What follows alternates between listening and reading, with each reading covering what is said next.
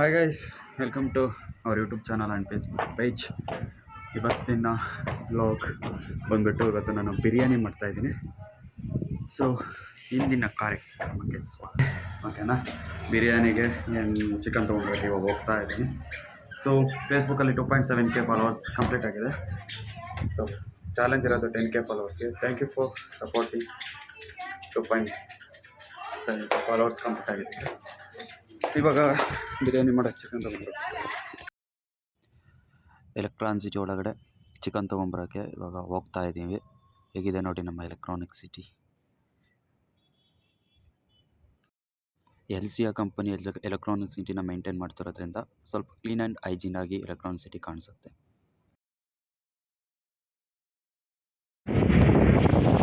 Hello guys, welcome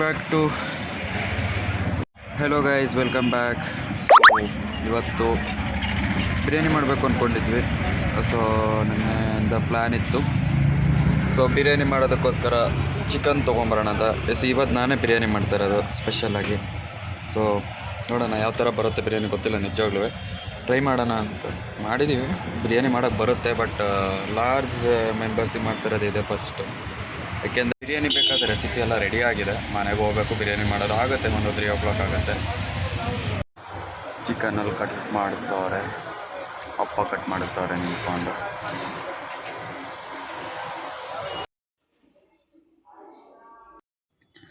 biryani ಮಾಡೋಕ್ಕಿಂತ ಮುಂಚೆ ತಂದಿರೋ chicken, ಅದಕ್ಕೊಂದು ಸ್ವಲ್ಪ ಖಾರ ಪುಡಿ, ಸಾಂಬಾರು ಪುಡಿ ಮತ್ತು ಉಪ್ಪು ಮತ್ತು ಸ್ವಲ್ಪ ಮೊಸರನ್ನ ಸೇರಿಸಿ ಕಲಸಿ ಅರ್ಧ ಗಂಟೆ ಇಟ್ಟರೆ ಆ ಬಿರಿಯಾನಿ ಜೊತೆಗೆ ರೈಸ್ನ ಸೇರಿಸ್ಕೊಂಡು ತಿನ್ನೋಕ್ಕೆ ಇನ್ನೂ ಚೆನ್ನಾಗಿರುತ್ತೆ.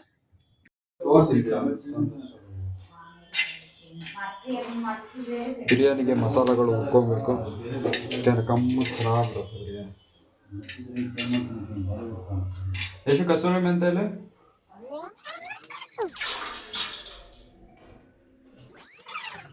ಐ ನೋ ನಾನು ಹೆಂಗೆ ಮಾಡಬೇಕು ಅನ್ನೋದು. ನಾನು ಏನು ಹೇಳಿದ್ದೆ, ನಾನು ಮಾಡ್ಬೇಕಾದ್ರೆ ಡಿಸ್ಟರ್ಬ್ ಮಾಡಬಾರ್ದು ಅಂತ. ಎಲ್ಲಿ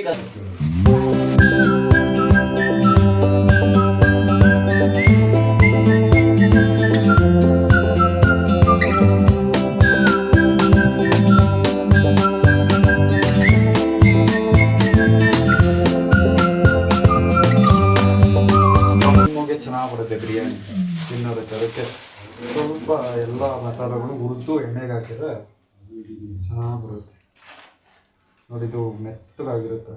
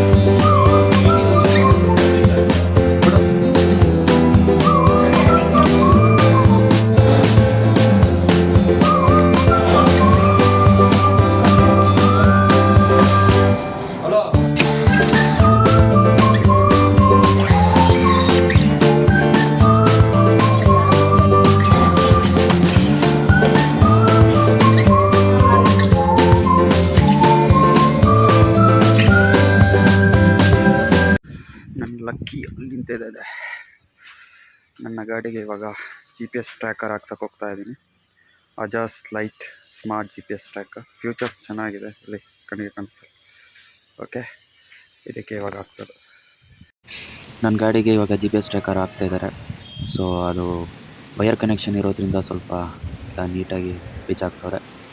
ಸೊ ರಿಲೇ ಹಾಕಬೇಕು, ಗಾಡಿದು ಬ್ಯಾಟ್ರಿ ಕನೆಕ್ಷನ್ ಕೊಡಬೇಕು, ಇಂಜಿನಿಗೆ ಕನೆಕ್ಷನ್ ಕೊಡಬೇಕು, ಮತ್ತು ಆ GPS ಟ್ರ್ಯಾಕರ್ನು ಕೂಡ ಇನ್ಸ್ಟಾಲ್ ಮಾಡಬೇಕು. 3 ಇನ್ಸ್ಟಾಲ್ ಮಾಡಬೇಕು. ಅದಾದಮೇಲೆ ಅದರಲ್ಲೊಂದು ಸಿಮ್ ಕೊಟ್ಟಿರ್ತಾರೆ. ಆ ಸಿಮ್ಮಿಗೆ ನಾವು ಇಯರ್ಲಿ ರೀಚಾರ್ಜ್ ಮಾಡಿಕೊಂಡ್ರೆ ಸೊ ಅದು ಟ್ರ್ಯಾಕಿಂಗ್ ಆನ್ ಆಗುತ್ತೆ, ಆ್ಯಕ್ಟಿವೇಶನ್ ಆಗುತ್ತೆ. ಸೊ ಅದಕ್ಕೆ ನಾನು GPS ಟ್ರ್ಯಾಕರ್ ಚೂಸ್ ಮಾಡಿದ್ದು ಅಜಾಜ್. ಸೊ ಇದು ಬೆಸ್ಟ್ ಚೆನ್ನಾಗಿದೆ ಅನ್ನೋ ರಿವ್ಯೂ ಎಲ್ಲ ನೋಡಿ ಚೂಸ್ ಮಾಡಿದ್ದೀವಿ.